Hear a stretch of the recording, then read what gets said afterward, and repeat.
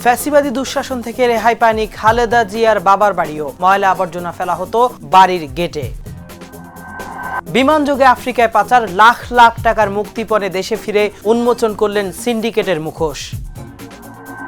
মুখে ছিল নীতির আলাপ, কিন্তু আওয়ামী মন্ত্রী ডক্টর আব্দুর রাজ্জাক মায়ের নামে কলেজ বানাতেও বাদ দেননি দুর্নীতি। বাংলা ভিশনের নিয়মিত আয়োজন ক্রাইম অ্যান্ড করাপশনের আরও একটি পর্ব নিয়ে আপনাদের সামনে হাজির হয়েছি আমি কেফায়েত শাকিল। এই পর্বটি শুরু করছি ভয়াবহ এক মানব পাচারকারী চক্রের খবর দিয়ে।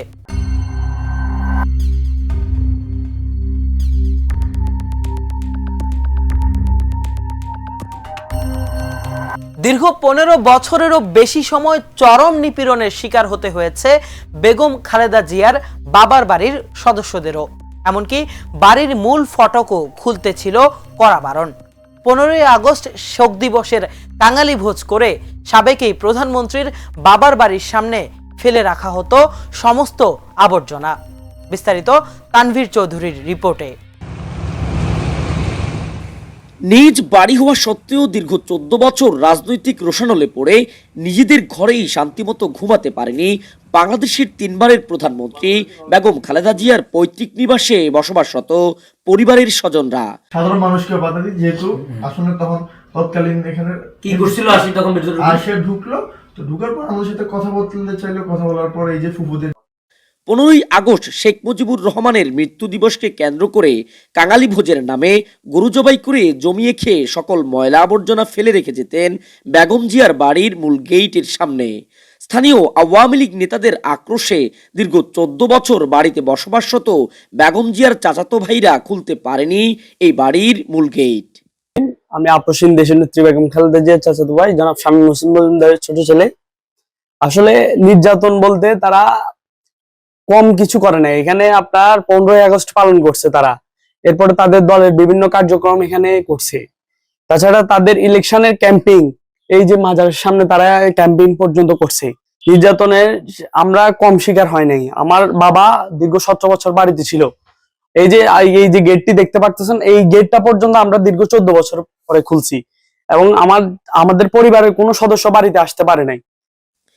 স্থানীয়রা বলছে, উপজেলা আওয়ামী লীগের সভাপতি আব্দুল আলী মজুমদার, সাধারণ সম্পাদক হারুন মজুমদারের নেতৃত্বে 15ই আগস্ট এলেই সবচেয়ে নিচু মানসিকতার পরিচয় দিতেন আওয়ামী লীগ, ছাত্রলীগ, যুবলীগের নেতাকর্মীরা। বাড়ির দিকে মাইক ফিরিয়ে গান বাজানো, গরু জবাই করে গরুর রক্ত ফেলে রেখে দুর্গন্ধ ছড়ানো সহ এমন কোনো হীনকর্ম নেই যা করেনি আওয়ামী লীগের নেতাকর্মীরা।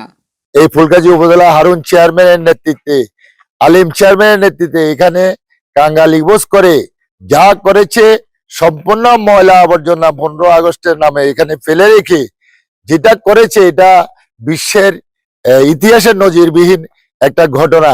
আমাদের অনুভূতির জায়গায় এই প্রধানমন্ত্রীর বাড়ি। 3 বারের সাবেক প্রধানমন্ত্রীর পূর্বপুরুষেরা সকলেই ঘুমিয়ে আছেন ফেনীর ফুলগাজী উপজেলার শ্রীপুরের পারিবারিক কবরস্থানে।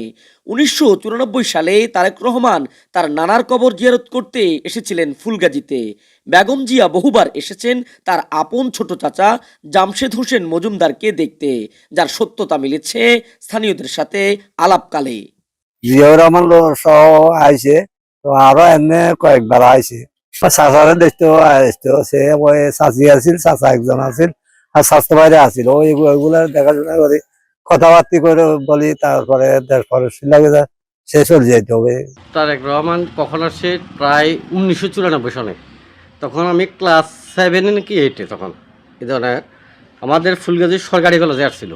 আমি ছিলাম ভিতরে উপস্থিত, যদিও কলেজের ছাত্রদের সাথে তার অনুষ্ঠান হতেছে। আমরা তো উৎসুক জনতা তখন। একজন প্রাইম মিনিস্টার ছেলে আসছে আমাদের এলাকার। এই কারণে তো আমরা অবশ্যই তাকে দেখার জন্য তখন আমরা কলেজে, ফুলগাজী সরকারি কলেজে গেছি। উনি তখন ইংলিশে টকিং করছে ছাত্রদের সাথে। আমি নিজে তখন দেখতেছি যে খুব ভালো লাগছে। তখন আরাফাত রহমান কোকো আসছে, তারেক রহমান আসছে 1994 সালে, সে ফুলগাজী সরকারি কলেজে আসছে। সে হিসেবে মানে শিক্ষামন্ত্রী জমিরুদ্দিন সরকার ছিল। আসছে আবার এখানে ওনার নানার কবরে মানে জিয়ারত করছে। আবার এই যে ইস্কান্দারের মাদ্রাসা এগুলা নিয়ে দেখাশোনা করতেছে। বেগম জিয়ার পৈতৃক নিবাসে এখনো বসবাস করছেন তার ছোট চাচার 5 পুত্র। দ্বিতল বিশিষ্ট ভবনটিতে এখনো পড়ে আছে অনেক স্মৃতিচিহ্ন। বাড়ির পাশেই শানবাঁধানো পুকুর ঘাট, বেগম জিয়ার নিজ হাতে রোপণ করা নিম গাছ, তার পূর্বপুরুষদের প্রতিষ্ঠা করা মসজিদ, মাদ্রাসা সহ আরও বহু অবকাঠামো। বাড়িতে বসবাসরত স্বজনদের অনুমতি নিয়ে ঘরের ভিতরে ঢুকে দেখা গেল ঘরের ওয়ালে ফ্রেমে বাধাই করা বেগম জিয়ার আপন ছোট ভাই সাইদ ইস্কেন্দারের ছবিসহ আরও অনেক স্মৃতি। দোতলায় এক কোণে একটি খাট, একপাশে কয়েকটি সোফা। সাবেক প্রধানমন্ত্রীর পরিবারের সদস্য হলেও এ বাড়িতে বসবাসরতদের সাথে কথা বলে তাদের চলাফেরা এবং নমনীয়তা দেখে বুঝার উপায় নেই তারা বেগম জিয়ার পরিবারের সদস্য। বাংলাদেশের তিনবারের প্রধানমন্ত্রী বেগম খালেদা জিয়ার পৈতৃক নিবাস এটি। এর অবস্থান ফেনী জেলার ফুলগাজী উপজেলায়। দীর্ঘ 14 বছর ধরে বেগম জিয়ার চাচাতো ভাইরা খুলতে পারেনি এই বাড়ির মূল ফটক। 5 অগস্ট স্বৈরাচার পতনের পর আবারও প্রাণ ফিরে এসেছে খালেদা জিয়ার এই প্রত্যেক নিবাসে। আনাগোনা বেড়েছে নেতাকর্মীদের। Tanvir Chowdhury, Bangla vision digital, Feni. দর্শক, সমুদ্র পথে নয়, এখন দেশ থেকে বিমান যোগে অর্থাৎ বৈধ পথে হচ্ছে মানব পাচার। স্পেনে নেওয়ার কথা বলে গেল বছরের জুলাইয়ে এই পথে 14 বাংলাদেশিকে আফ্রিকায় পাচার করে দিয়েছে একটি চক্র। শুধু পাচারেই শেষ নয়, সেখানে তাদের আটকে রেখে পরিবারগুলো থেকে প্রতিনিয়ত নেওয়া হচ্ছে লাখ লাখ টাকার মুক্তিপণ। তবে সম্প্রতি পাচারের শিকার 9 যুবক আইএলওর সহযোগিতায় ফিরেছেন দেশে, কিন্তু দেশে ফিরেও পাচারকারী সিন্ডিকেটের ভয়ে পালিয়ে বেড়াতে হচ্ছে তাদের। ছোটবেলা থেকেই অন্ধ। দৃষ্টি প্রতিবন্ধী হাফেজ আবু বকর পরিবারের সচ্ছলতার আশায় ছেলে বাইজিদকে পাঠিয়েছিলেন ইউরোপের দেশ স্পেনের উদ্দেশ্যে, কিন্তু স্পেনে নেওয়ার কথা বলে মানব পাচারকারীরা তাকে নিয়ে যায় আফ্রিকার দেশ মরিতানিয়ায়। সেখানে তাকে আটকে রেখে বারবার মুক্তিপণ আদায় করছে চক্রটি। ছেলেকে জীবিত ফেরত পাওয়ার আশায় মুক্তিপণের টাকা দিতে দিতে এখন সর্বশান্ত এই দৃষ্টি প্রতিবন্ধী পরিবার। অপরদিকে ছেলেকে বিদেশ পাঠানোর জন্য করা ঋণের টাকা ফেরত দিতে না পেরে বাড়ি ছেড়ে রাজধানীর ব্র্যাক মাইগ্রেশন সেন্টারে আশ্রয় নিয়েছেন এই বয়োবৃদ্ধ হাফেজ। আমি জন্ম থেকে দৃষ্টি প্রতিবন্ধী মানুষ, অনেক দিন মাদ্রাসায় পড়াইছি, আল্লাহ তাআলা কোরআনের হাফেজ হওয়ার তৌফিক দিয়েছে, কিন্তু এখন আসলে শিক্ষকতা করতে পারি না, বয়স হয়েছে, বাচ্চাদের কন্ট্রোল করতে পারি না। তো সর্বশেষ আমার ছেলেটাকে একটু বড় হয়েছে, দেশের বাইরে পাঠানোর খেয়াল করছি। তো এই যে মুক্তিযোদ্ধার উপরে যে অফিস, এই অফিসের সাথে আমার একটা কন্ট্যাক্ট হয়েছিল। ওনারা ঢাকা থেকে মরক্কো নিবে, মরক্কো থেকে স্পেন নেবে বিমানে সরাসরি, বা ঢাকা থেকে স্পেন, স্পেন থেকে মরক্কো, এই কী বলে ঢাকা থেকে মরক্কো, ওখান থেকে স্পেনে।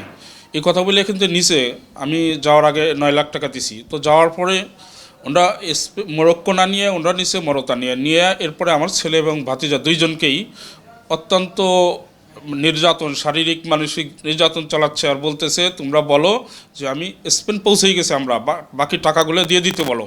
তো তারপরেও এখন কিছু করার নেই, আমরা দিতে বাধ্য হয়েছি। এরপরে আবার পাকিস্তানিদের কাছে বিক্রি করে দিয়েছে, মাফিয়াদের কাছে, ওরা আবার নিয়ে নির্যাতন করছে, ওদেরকে আবার টাকা দেওয়া লাগছে।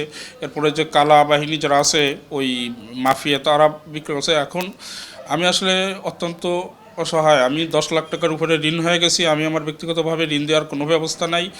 আর ওইদিকে আমার ছেলেটাকে এখনো আমি হাতে পাই নাই। হাফেজ আবু বকরের ছেলে বায়জিদের সঙ্গে স্পেনের উদ্দেশ্যে রওনা হয়েছিলেন তার ভাতিজা সিফাত মোল্লাও। তবে নির্যাতনের এক পর্যায়ে পালিয়ে মৌরিতানিয়ার পুলিশের সহযোগিতায় দেশে ফিরেছেন তিনি। ফিরে এসে ভয়াবহ নির্যাতনের বর্ণনা করেছেন সিফাত। আমাদের জীবন শেষ করে দেওয়ার ভয় দেখাইতো, সামনে লাঠি চূড়া নিয়ে রাখা দিত না, এইভাবে আর কি অনেক টর্চার করতো।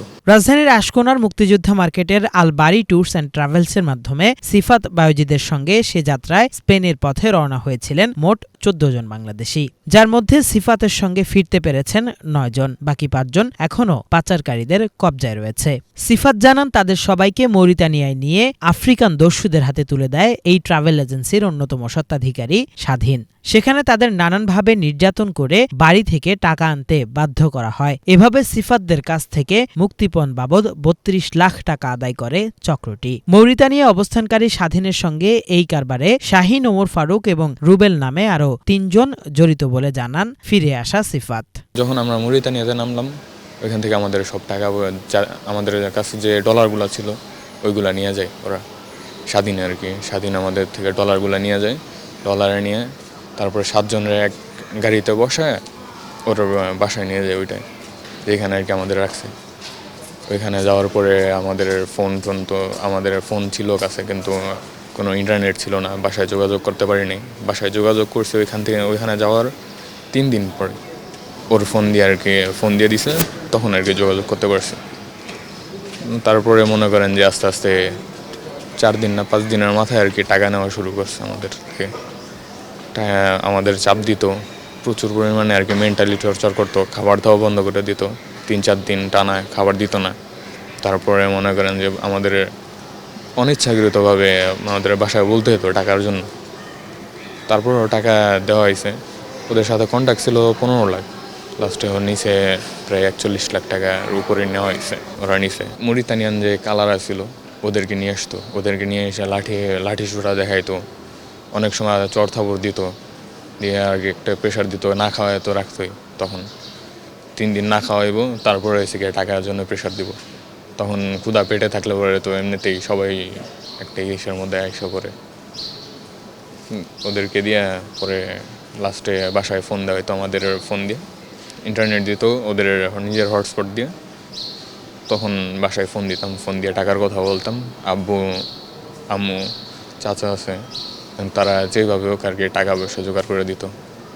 লোন নিছে, ইন্টারেস্টে টাকা নিছে, এইভাবে টাকা নিয়ে আর কি টাকাগুলো দিছে। এই চক্রের বিরুদ্ধে আইনি ব্যবস্থা নিতে গেলে অভিযুক্ত স্বাধীনের ম্যাজিস্ট্রেট স্ত্রী উল্টো তাদের হুমকি দেয় বলেও অভিযোগ করেন ভুক্তভোগীরা। আমার ছেলেদেরকে নিয়ে ওখানে নেওয়ার পরে আটকাইয়ে যেভাবে নির্যাতন করছে, আমি আসলে শেষ পর্যন্ত আমার টাকা দেওয়ার মতো কোনো ব্যবস্থা ছিল না, কিন্তু ছেলের দিকে তাকাইয়া, ওর জীবনের দিকে তাকাইয়া আমি টাকাটা দিছি। কারণ আমার বাচ্চা বলছে, আব্বু টাকা না দিলে এইখানে মরুভূমিতে আমাদের লাশও পাবেন না।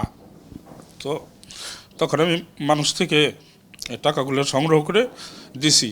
তো আমার এখন আসলে এই 4 দালাল, ওরা আমার এই ক্ষতি করছে, অর্থ দেয় নাই, ফেরত দিচ্ছে না, এবং টাকাও ফেরত দিতেছে না। আর ওর একজন, এই যে মূল দালাল স্বাধীন, ওর একজন স্ত্রী আছে রাশেদা বেগম রানী, ও ম্যাজিস্ট্রেট, এখন নাকি বগুড়াতে আছে। ওর পক্ষ থেকে আমাদের হুমকি ধমকি দিতেছে যে কোনো কিছু না করি টাকাও দিচ্ছে না, আর উল্টা মামলা দেবে। আর আমি একটা মামলার সহায়তা নিছি ফরিদপুর কোর্টে। তো আমি আপনাদের সকলের কাছে বা গভর্নমেন্টের কাছে চাই, আমার ছেলেটাকে আমার কাছে পৌঁছে দিক, আর আমার টাকাটা যেন ফেরত পাই। অভিবাসন বিশেষজ্ঞরা বলছেন, আগে সমুদ্রপথে মানব পাচারের ঘটনা ঘটলেও এখন সরাসরি বিমানযোগেই ঘটছে এসব অপরাধ, কিন্তু সব জেনেও নির্বিকার প্রশাসন। বাংলাদেশ থেকে যে ট্রাভেল এজেন্সি তাদেরকে পাঠিয়েছে, টাকা পয়সা লেনদেন করেছে, সকলকে আমরা চিহ্নিত করতে পেরেছি। এবং আমরা ব্র্যাক মাইগ্রেশন প্রোগ্রাম থেকে এই ভুক্তভোগীগুলোকে, তারা আইনি সহায়তা চেয়েছে আমাদের কাছে, আমরা তাদেরকে আইনি সহায়তা প্রদানের জন্য প্রস্তুত, এবং আমরা চাই যে ন্যায় বিচারটি প্রতিষ্ঠিত হোক বা তারা ন্যায় বিচার পাক। আমরা এই কাজগুলো করতে যাই, যেটা এখন দেখতেছি ব্র্যাক থেকে যে কাজ করতে গিয়ে যেটা দেখছি, সেটা হচ্ছে ট্রাফিকিংয়ের কিন্তু ধরন এবং রুট চেঞ্জ হয়ে যাচ্ছে। যদি 2015 সালে বলি, 15 সালে সমুদ্র পথে মালয়েশিয়া মানুষ গিয়েছে, আর এখন হচ্ছে যে বিভিন্ন, যদি সাম্প্রতিক সময়ে বলি যে নেপাল হয়ে মানুষকে ওখানে ট্রানজিট কান্ট্রি হিসাবে নিচ্ছে, এবং ওখান থেকে ইউরোপের বিভিন্ন দেশে পাঠানোর পরিকল্পনা করছে, ফেক ভিসা দিচ্ছে। তারপরে এই যে মৌরতানিয়া, আলজেরিয়া, মরক্কো, তিউনেশিয়া, লিবিয়া, এই জায়গাগুলোরে দেখছি এখন মানব পাচারের ঘটনা প্রতিনিয়ত বাড়তেছে।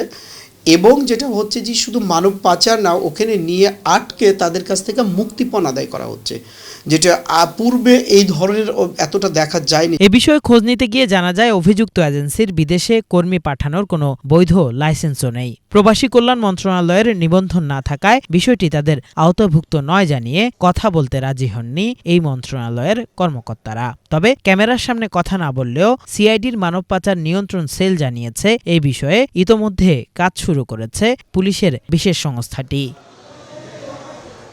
কিফায়াত শাকিল, বাংলা ভিশন, ঢাকা। ছিলেন স্বৈরাচার হাসিনার সরকারের কৃষিমন্ত্রী। অন্যদের তুলনায় কথাবার্তায় ছিল কিছুটা ভদ্রলোকের বেশ, তবে দুর্নীতির মূল মন্ত্রে পিছপা হননি তিনিও। ক্ষমতার জোরে কামিয়েছেন কারি কারি টাকা, এমনকি নিজের মায়ের নামে কলেজ বানাতেও দখল করেছিলেন 200 একর জমি। এছাড়াও রয়েছে নানান অপকর্মের নজির। দেখতে পরিপাটি ও নিপাট ভদ্রলোক, কিন্তু লুটপাট ও দুর্নীতিতে কোনো অংশে কম যাননি পতিত স্বৈরাচারী হাসিনার কৃষিমন্ত্রী ডক্টর আব্দুর রাজ্জাক। টাঙ্গাইলের মানুষকে ভুলিয়ে ভালিয়ে হয়েছেন এমপি, মন্ত্রী ও আওয়ামী লীগের বড় নেতা। ক্ষমতায় থাকাকালীন এলাকার মানুষের জীবনমানের পরিবর্তন না ঘটালেও গ্রামে ৩০ কোটিরও বেশি টাকা ব্যয়ে নির্মাণ করেছেন আলিশান বাড়ি, আর রাজধানীর গুলশান ও বনানীতে করেছেন কয়েকটি ফ্ল্যাট। কথিত আছে আমেরিকায় ১২টি পেট্রোল পাম্পে রয়েছে তার শেয়ারও। ক্ষমতার দাপট দেখিয়ে ধনবাড়ির মুসুদ্দি গ্রামের বৈরান নদীর প্রায় ২০০ একর জমি দখল করে মায়ের নামে মুসুদ্দি রেজিয়া কলেজ প্রতিষ্ঠার অভিযোগ রয়েছে তার বিরুদ্ধে। বৈষম্য বিরোধী আন্দোলনে টাঙ্গাইলে ২টি হত্যাসহ ৩ মামলায় ১৫ দিনের রিমান্ড শেষে সম্প্রতি ডক্টর আব্দুর রাজ্জাককে ঢাকার কেন্দ্রীয় কারাগারে পাঠানো হয়েছে। সরকার পতনের প্রায় ৬ মাস হয়ে গেলেও আশ্চর্যের বিষয় হল Bangladesh medical studies and research institute BMSRI এর চেয়ারম্যান পদে এখনও বহাল রয়েছেন সাবেক এই মন্ত্রী। শুধু তাই নয়, ওই পদটি পেয়ে গত ৭ বছরে তিনি দুর্নীতি, স্বজনপ্রীতি, অবৈধ নিয়োগ ও পদোন্নতি বাণিজ্যের মাধ্যমে হাতিয়ে নিয়েছেন কোটি কোটি টাকা। এলাকাবাসীও তার এসব অপকর্মে ছিল অতিষ্ঠ। টাকা পয়সা কিছু কিছু দিছে, কিছু কিছু বাকি আছে। তারপরে আবার এই যে জয়না ময়না এদের 2 ভাইয়ের জমি নিছে। এনে নিছে কলেজের থেকে নিছে এমপি সাহেব এই জমি কিনে নিয়ে তারপরে মনে করেন যে কিছু কিছু কিছু টাকা দিছে। কেউ সব নায়ব সাহেব দিয়া মাপ দেওয়াইছে, নায়ব সাহেব আমাদের খোরা গাইরা দিয়ে ঠিক আছে, তখন তার ভালো মতো কিছু করা হয়নি। আমরা ওই যে সরকারি খার জমি থেকে বালু কাটে এই যেগুলো নিছে টাকা পয়সা দিছে না, কিছুই নেই। 16 বিঘার মধ্যে কেউ কেউ গরিব মানুষ আছে, দিবি না কে ফোন না থাকে মাইনা হারামু, পুলিশ দিমু, থানায় যা আমার কেস করে আঙারি ভুট্টা। এখন সব পড়াইছে না, টাকা পয়সা কেউ নেই, টাকা পয়সা কেউ না। এটি ক্ষমতার বাইরে, ডক্টর বলা ক্ষমতার বাইরে। আর ভাই চেয়ারম্যান, তার ভাই একটা উপজেলায় হীরা মিয়া চেয়ারম্যান, তার থানায় তাকে বুনিয়া জামাই আছে, টাঙ্গাল তাকে ডিসি আছে। সব কিছু কইরা ওই উমরাক বাজারের মধ্যে স্কুল ভয়সে সব কিছু তারাই আছে দুনিয়ায়, সব কি খোদাই নিয়ে গেছে গা। কেবল শুরু, কেবল ৫-৬ মাস যায়। এখন কি ভালো আরো থাকে ১ বছর। ২০০১ থেকে ২০২৪ সাল পর্যন্ত আওয়ামী লীগের মনোনয়নে টাঙ্গাইল ১ আসনের সংসদ সদস্য ছিলেন। ২০০৯ সাল থেকে ১২ সাল পর্যন্ত খাদ্য ও দুর্যোগ ব্যবস্থাপনা মন্ত্রণালয়ের মন্ত্রী, ১২ সালের সেপ্টেম্বর থেকে ১৪ সালের জানুয়ারি পর্যন্ত খাদ্যমন্ত্রী, আর ২০১৯ সালের ৭ জানুয়ারি থেকে কৃষিমন্ত্রী হিসেবে দায়িত্ব পালন করেন তিনি। ২০১৬ সালে আওয়ামী লীগের সর্বোচ্চ নীতি নির্ধারণী কমিটি অর্থাৎ সভাপতি মণ্ডলীর সদস্য নির্বাচিত হন। ক্ষমতার অপব্যবহার করে ধনবাড়ির ভাইঘাট পালবাড়ির মতি ড্রাইভারের ছেলে রাব্বির মাধ্যমে হাজার হাজার কোটি টাকা বিদেশে পাচার করেছেন বলেও অভিযোগ রয়েছে আব্দুর রাজ্জাকের বিরুদ্ধে। তাছাড়া স্ক্যামিং, পর্নোগ্রাফি ব্যবসায় জড়িত এই রাব্বির বিরুদ্ধে সিআইডির করা মামলা থেকে তার নামও কেটে দেন সাবেক এই মন্ত্রী। তার মধ্যে যে এত দুর্নীতি, দুঃশাসন এবং সন্ত্রাসীদের গডফাদারদের তিনি লালনকর্তা ছিলেন, এটা আমরা আগে থেকে বুঝতে পেরেছিলাম। এবং টাঙ্গাইলের প্রত্যেকটা সেক্টর, আপনার LGD, roads and high, PWD এবং পরিবহন সেক্টর এবং টাঙ্গাইলের প্রযুক্তি বিশ্ববিদ্যালয়, সকল কিছুর ঠিকাদারি তিনি নিয়ন্ত্রণ করেছেন। তার এক ভাগ্নে ছিল তারেকের মাধ্যমে, এবং তিনি হাজার হাজার কোটি টাকা তিনি টাঙ্গাইল থেকে লোপাট করেছেন। এবং যে কোনো কাজে তাকে পার্সেন্টেজ দিতে হতো, 10% করে দিতে হতো। এটা আমরা এখন খবর পাচ্ছি। এবং আর অবৈধভাবে মধুপুরে, ধনবাড়িতে তার পরিবার, আত্মীয় স্বজন তো অনেক শত শত একর জমি, বন বিভাগের জমি তারা দখল করেছে। আসলে সে একটা ভালো মানুষের মুখোশের আড়ালে সে একটা সন্ত্রাসীদের গডফাদার ছিল। শুধু এখানেই শেষ নয়, সাবেক এ মন্ত্রীর ক্ষমতার অপব্যবহার করে তার স্বজনরাই পদোন্নতি, টেন্ডার, নিয়োগ ও বদলি বাণিজ্য করেছেন। এছাড়া নির্বাচনী এলাকা মধুপুর ধনবাড়িতে জমি দখল, সালিশ, চাঁদাবাজি, মাদক ব্যবসা, থানার দালালি এসব চলেছে মন্ত্রীর প্রত্যক্ষ মদতে। Bangla vision news desk. দর্শক, এই ছিল ক্রাইম এন্ড করাপশনের আজকের পর্বে। পরবর্তী পর্বে অন্য কোনো অনুসন্ধান নিয়ে আপনাদের সামনে হাজির হব। ততক্ষণ ভালো থাকুন, সুস্থ থাকুন, থাকুন বাংলা ভিশনের সঙ্গে।